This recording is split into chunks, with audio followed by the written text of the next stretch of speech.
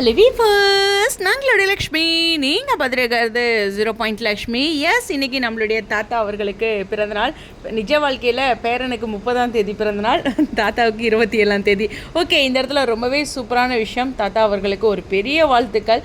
சொல்லணுன்னா இவர் காட்ஃபாதர். கண்டிப்பாக வந்து இப்போ இருக்கிற இந்த பிரச்சனைக்கு விஜயை தெளிவாக வழி நடத்த போகிறது தாத்தா தான் இல்லையா? ஸோ விஜய் வந்து கண்டிப்பாக ஒரு இக்கட்டான சூழ்நிலை, அந்த பக்கம் வெண்ணில வரும்போது அவர் ஒரு பெரிய குழப்பத்தில் இருப்பார். என்ன பண்ணுறது அப்படிங்கிற ஒரு பெரிய ஷாக்கிங்கில் இருக்கும். அந்த பொண்ணுடைய வாழ்க்கை பற்றியும் யோசிக்கணும். அதனால் தாத்தாவுடைய வழிகாட்டுதல், அவருடைய எக்ஸ்பீரியன்ஸ் அப்படிங்கிறத விஜய் கண்டிப்பாக கேட்பார். அவங்களோட பாண்டிங் சீரியலில் ரொம்ப ரொம்ப சூப்பரான விஷயம்.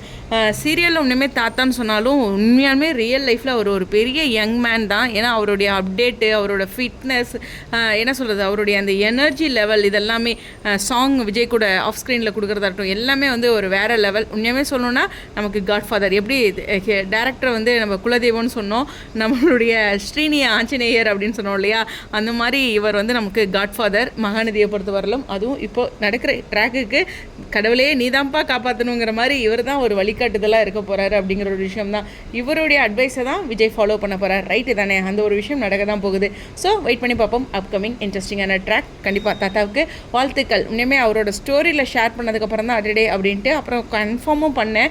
கலர்ஸில் வந்து ஒரு சீரியலில் அவர் வந்து கேக் கட் பண்ணியிருக்காரு. அதை என்ன சொல்லியிருக்காருன்னா, ரியல் லைஃப்லையும் சரி ரியல் லைஃப்லையும் சரி ஒரே நாளில் பர்த்டே வந்திருக்கு அப்படிங்க. அடடே இன்னைக்கு தான் பர்த்டேன்னு கன்ஃபார்ம் பண்ணிட்டேன். அதனால் நம்மளுடைய சார்பாக தாத்தாவுக்கு வாழ்த்துக்கள். ஸ்டேடியம்.